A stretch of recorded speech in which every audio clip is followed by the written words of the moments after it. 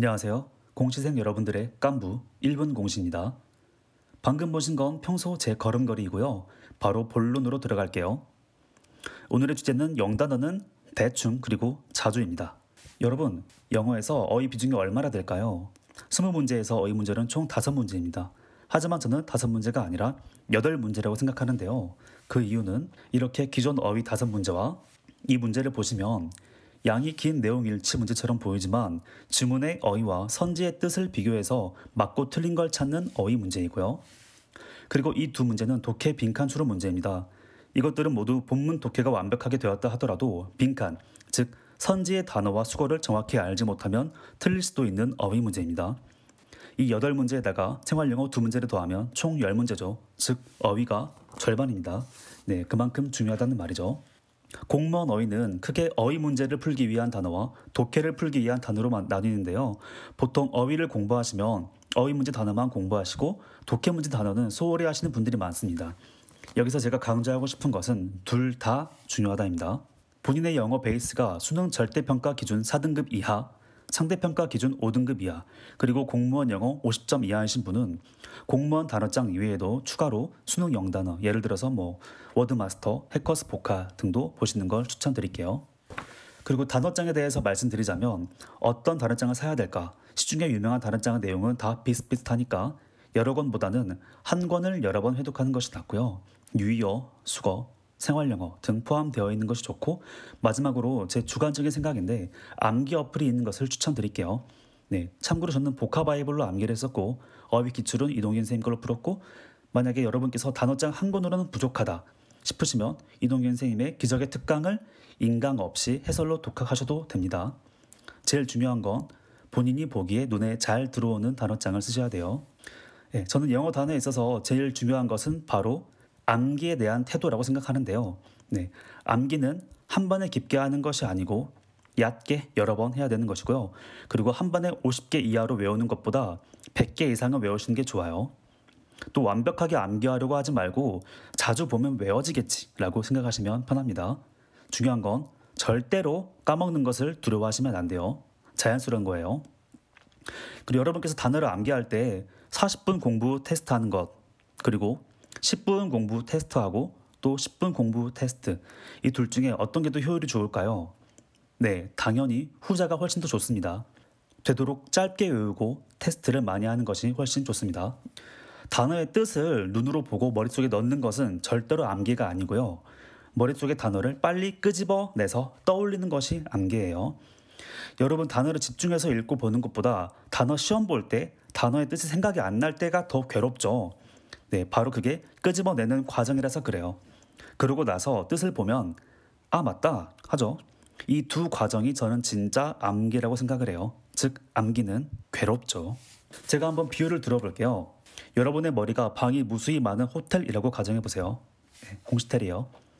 그리고 수많은 손님들을 봤는데 그 손님들을 단어라고 생각해보세요. 손님들을 호텔로 받는 건 단어를 머릿속에 넣는 과정이고, 이 과정은 별로 힘이 들지 않아요. 하지만 특정 손님을 방에서 끄집어내는 건 굉장히 힘들어요. 왜냐하면 무수히 많은 방 중에서 그 손님이 어떤 방에 있는지 모르기 때문이에요. 단어를 빨리 암기할 수 있는 방법은 수도 없이 손님, 즉 단어를 끄집어내보는 것밖에 없어요. 여러분이 안 좋았던 기억이 오래가는 이유가 뭘까요? 충격이 커서 이런 이유도 있지만 무엇보다 안 좋은 기억은 자기도 모르게 자주 떠올리기 때문이에요. 즉 대충 보고 자주 끄집어내는 것이 진짜 암기입니다. 무한 테스트죠.